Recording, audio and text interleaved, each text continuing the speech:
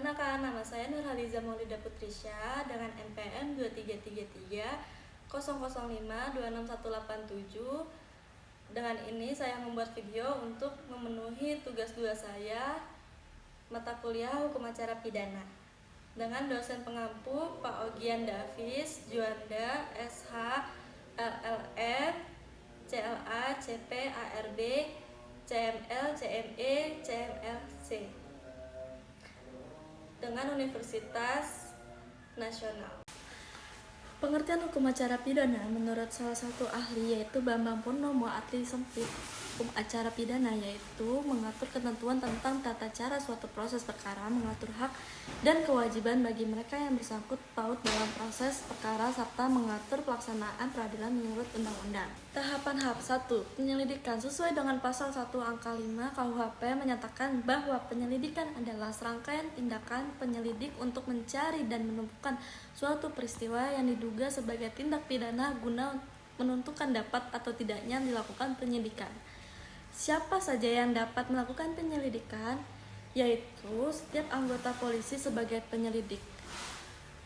Juga dapat dilakukan oleh pejabat tertentu untuk melakukan penyelidikan perkara tertentu. Misal PPATK, Pusat Pelaporan dan Analisis Transaksi Keuangan, dilakukan adanya dugaan transaksi keuangan yang mencurigakan, atau TP, pencucian uang.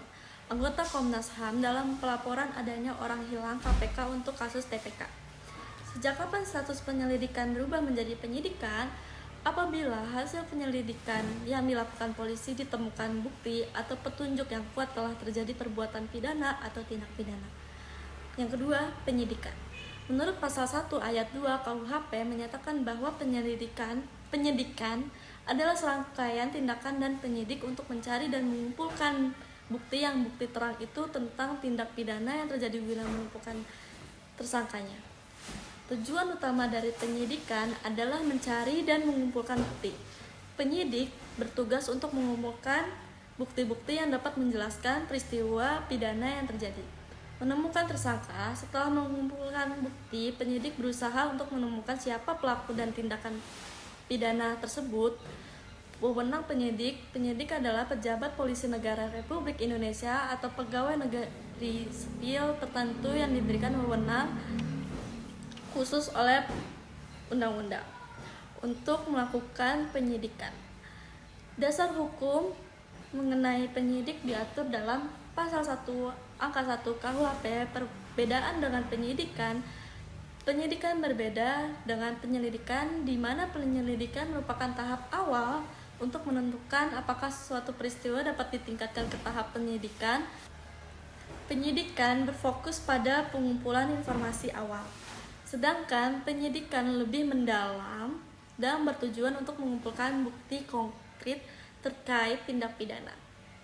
Penghentian penyidikan dalam hukum acara pidana dapat dihentikan berdasarkan beberapa alasan yang diatur dalam pasal 109 ayat 2 KUHP. Berikut adalah penjelasan mengenai kapan penyidikan dapat dihentikan beserta dasar hukumnya.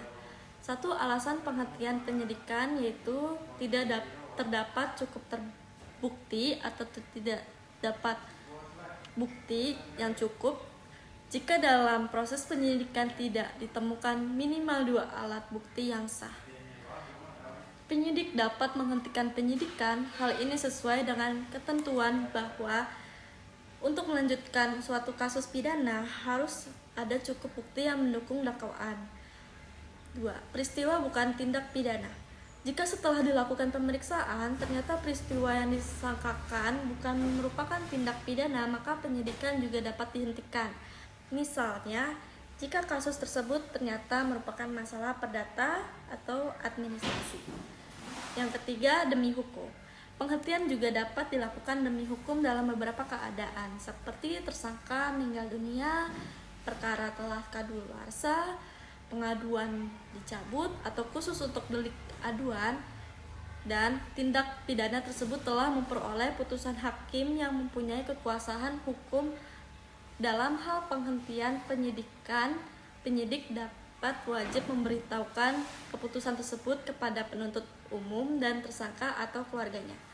Setelah keputusan penghentian diambil, penyidik akan menerbitkan surat perintah penghentian penyidikan SP3 sebagai bentuk resmi dari penghentian tersebut. SP3 ini menjadi bukti bahwa proses penyidikan telah dihentikan secara sah. 3.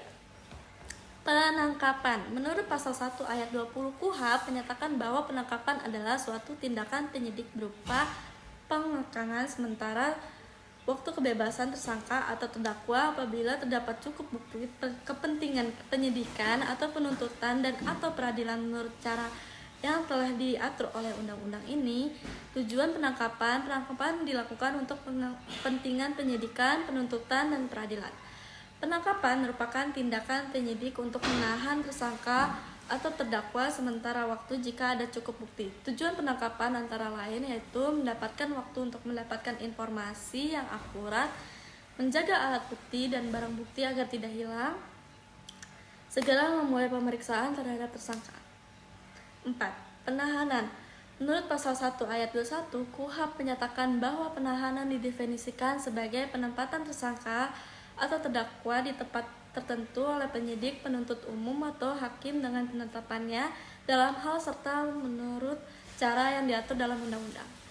Alasan penahanan dapat dilakukan berdasarkan dua jenis alasan, yaitu alasan subjektif, yaitu tersangka atau terdakwa dikhawatirkan akan melarikan diri, tersangka atau terdakwa dikhawatirkan akan menghilang barang bukti, tersangka atau terdakwa dikhawatirkan akan mengulangi perbuatan pidana yang disangkakan. Yang kedua adalah alasan objektif. Tindakan pidana yang diancam dengan pidana penjara 5 tahun atau lebih. 5. Penuntutan.